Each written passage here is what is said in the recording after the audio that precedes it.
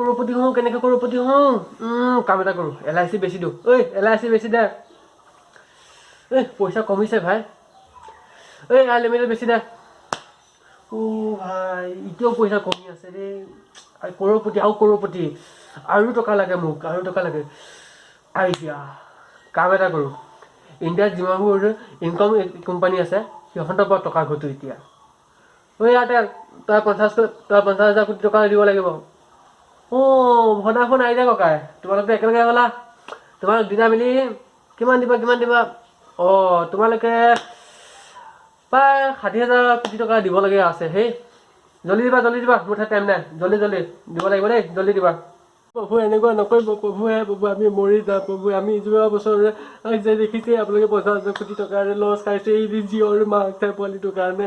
প্ৰভু আকৌ আপোনাক যদি আমি 60,000 কোটি টকা দিওঁ আমাৰ এই সৰু টিকলু পোৱালি এই কোটি সৰু পোৱালি আছে কেনেকৈ জীয়াই থাকিব প্ৰভু আমাকে কিবা এটা ৰক্ষা কৰক প্ৰভু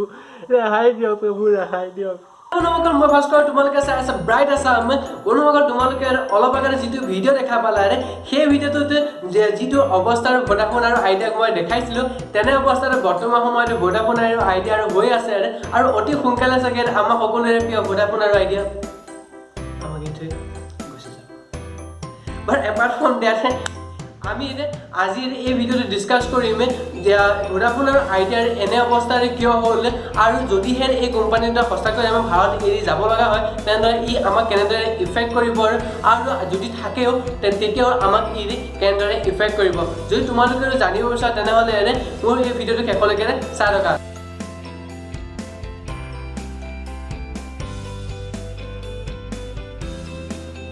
বন্ধুসকল সবকে ফাৰ্ষ্টে আমি ভোডাফোন আৰু আইডিয়াৰ এই অৱস্থা হ'ল কিয় তাকে জানি লওঁ ব'লা বন্ধুসকল 2002 চনৰ আগলৈকে ভাৰতত যিবোৰ টেলিকম ইণ্ডাষ্ট্ৰী আছিলে অৰ্থাৎ ভোডাফোন আইডিয়া এয়াৰচেলৰ পৰা আদি কৰি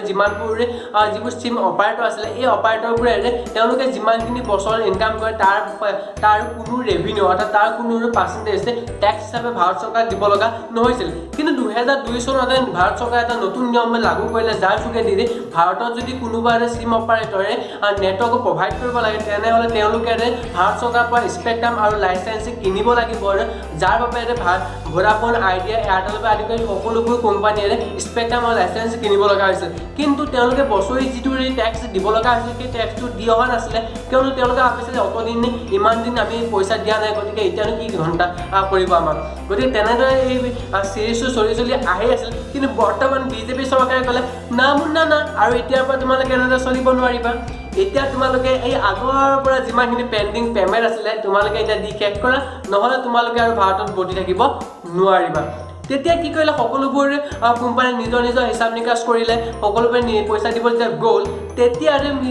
ষ্টৰিটোত এটা নতুন টুইষ্ট আহিলে বন্ধুসকল কোম্পানীবোৰে ভাবিছিল তেওঁলোকে যে যিমানবোৰ চিম অপাৰেট কৰিছিল যিমানবোৰ নেটৱৰ্ক যে তাৰ ওপৰত তেওঁলোকে টেক্স দিব লগা আছিল কিন্তু আচলতে তাত যিখন চাইন কৰিছিলে টেলিকম ইণ্ডাষ্ট্ৰী যিবোৰ কোম্পানী আছিলে চিঅ'বিলাকে তাত বস্তু এটা লিখা আছিলে তেওঁলোকে সেই কোম্পানীটোৰ নামত যিমানবোৰ বিজনেছ কৰিছে যিমানবোৰ বিজনেছ তেওঁলোকৰ আছে তাৰ পৰা সকলোৰ পৰা যিমানখিনি ৰেভিনিউ তেওঁলোকৰ উপাৰ্জন হ'ব সেই উপাৰ্জনৰ পৰা তাৰ পৰা তেওঁলোকে 8 পৰা 12% টেক্স দিব লাগিব কিন্তু যিবোৰ টেলিকম ইণ্ডাষ্ট্ৰী আছে তেওঁলোকে ভাবিছিল যে তেওঁলোকে যিবোৰ ছিগনেল বা নেটৱৰ্কত যিমানখিনি টকা খৰচ কৰিছে যিমানখিনি টকা ৰেভিনিউ ষ্টাৰ্ট কৰিছে তাৰ এটা টেক্স দিব লাগে গতিকে তাৰ মাজত দুইটাৰ মাজত এটা কলিউজন হ'ল যে কাজিয়া পেচাল হ'ল তেওঁলোকে কোৰ্টতো ক'লে ভাই আমি কৰিব নোৱাৰোঁ তোমালোকে চাইন টাইন কৰিছা বা তোমালোকৰ মছলা তোমালোকে কৰা তাৰপিছত এতিয়া কি হ'ল তেওঁলোকে যিহেতু ইমান দিনৰ পৰা টেক্স দিয়া নাছিলে গতিকে সেই টেক্সৰ যিমানখিনি টকা আছে তাৰ ওপৰত টেক্স লাগিছে টেক্সৰ ওপৰত আকৌ টেক্সৰ ওপৰত টেক্স লাগি বৰ্তমান ভোডাফোন আৰু আইডিয়া বৰ্তমান দুইটাই লগ লাগি গ'ল গতিকে দুইটাই মিলি বৰ্তমান ভাৰত চৰকাৰকে দিব লাগে 60,000 কৰোৰ টকা যিটো আৰু এই মানে 2-1 দিনৰ ভিতৰত তেওঁলোকক কৈছে যে ভাৰত চৰকাৰে নিৰ্দেশ দিছে যে 2-1 দিনৰ এইটো মাহৰ শেষলৈকে তোমালোকে এই পইচাটো দি শেষ কৰা নহ'লে তোমালোকে ভাৰতৰ পৰা বেডিং পত্ৰ বান্ধি ফুফু হৈ যোৱা ঠিক আছে এতিয়া ভোডাফোন আৰু আইডিয়াৰে ভাৰত চৰকাৰকে ৰিকুৱেষ্ট কৰিছে যে তেওঁলোকে কিবা নহয় কিবা এটা ৰেহাই দিয়ক হয় তেওঁলোকক সেই যিখিনি সুদ লাগিছে যিখিনি টেক্স লাগিছে এক্সট্ৰা সেই টেক্সখিনি মাফ কৰি দিয়ক নহয় মাফ কৰি যিখিনি টকা সেইখিনি আমি দি দিওঁ নহ'লে আপোনালোকে লাহে লাহে পইচাটো লওক আমি তেনেদৰে দিবলৈ আমি ৰাজি আছোঁ কিন্তু ভাৰত চৰকাৰে কৈছে যে না বাবা না আমি খুচুৰা খুচি ল'বলৈ নাই দিলে ভাই একেলগে দিবি নহ'লে আমি নলওঁ এতিয়া মেইন জেংটো হৈ আছে তেনে আৰু ইয়াৰ বাবে এতিয়া ভোডাফোনে কৰিছে যে আমি এতিয়া ভাৰতে এৰি গুচি যাম আৰু এতিয়া তোমালোকে আমাৰ যিবোৰ স্পেক্ট্ৰাম আছিল এইবোৰ বেছি কৰি যি কৰা কিন্তু তাতো এটা টুইষ্ট কি আছে যে ভোডাফোনৰ আইডিয়াৰ বিভিন্ন ধৰণৰ বেংকৰ পৰা ষ্টেট বেংক এক্সিছ বিভিন্ন বেংকৰ পৰা কি আছে 1 লাখ কৰোৰ টকা ধাৰ লৈ লৈছে আৰু বৰ্তমান ভাৰত চৰকাৰ হৈ আছে তেওঁলোকৰ 60 লাখ কৰোৰ টকা অৰ্থাৎ তেওঁলোকৰ বৰ্তমান 1,60,000 কৰোৰ টকাৰ হৈ আছে লোন আৰু এতিয়া যদিহে ভোডাফোন আইডিয়াৰ ভাৰত এৰি গুচি যায় তেনেহ'লে বেংক আৰু চৰকাৰৰ মাজত কলেপশ্যন হ'ব আৰু যোনে যেনেকৈ যি পায় তেনেকৈ বেছি কৰি তেওঁলোকৰ মাজতে এই লেনদেনটো শেষ কৰিব আৰু এতিয়া এইখিনিলৈকে এইটো শেষ হ'ল কিন্তু এতিয়া আমি চাওঁ যে যদি ভোডাফোন আৰু আইডিয়া ভাৰত এৰি গুচি যায় তেনেহ'লে আমাৰ ওপৰত ই কেনেদৰে ইফেক্ট কৰিব যদি ভোডাফোন আৰু আইডিয়া আমাৰ ভাৰত এৰি গুচি যায় তেনেহ'লে ভাৰতৰ কেৱল দুটাই কোম্পানী থাকিব এটা হ'ল এয়াৰটেল আনটো হ'ল জিঅ' এতিয়া দুইটা কোম্পানীৰ মাজত কি হ'ব পাৰে এটা কোম্পানীয়ে মনোপলি ষ্টাৰ্ট কৰিব অৰ্থাৎ কোনোবা এটা নিজৰ ছাৰ্ভিচ ভালদৰে দি তেওঁলোকে ক'ব যে মই ইমান টকা ভাই ইমান 1 GB দাম ইমান টকা ইমানখিনি দাম ইমান টকা তোমালোকে ল'বা নল'লা যি কৰা তই তেনেধৰণৰ মনোপলি সৃষ্টি হ'ব পাৰে গতিকে এনে নহ'বলৈ এখন দেশত মিনিমাম তিনিটাৰ টেলিকম ইণ্ডাষ্ট্ৰী বা যিকোনো কম্পিটিটৰ থাকিব লাগে কিন্তু বৰ্তমান সময়ত দুটা থাকিব গতিকে তেওঁলোকৰ মাজত যদি সমঝোতা হয় তেনেহ'লে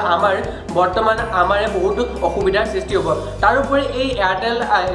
তাৰোপৰি এই ভোডাফোন আৰু আইডিয়াত যিবোৰ মানুহ 50-60,000 মানুহৰ কাম কৰি আছে তেওঁলোকে যাব আকৌ নিবনুৱা তেওঁলোকক কৰ্মসংস্থাপন দিয়াত যথেষ্টখিনি অসুবিধাৰ সৃষ্টি হ'ব তেওঁলোকে যথেষ্ট অসুবিধাৰ সন্মুখীন কৰিব লাগিব তাৰোপৰি আমি যিবোৰ ইউজাৰে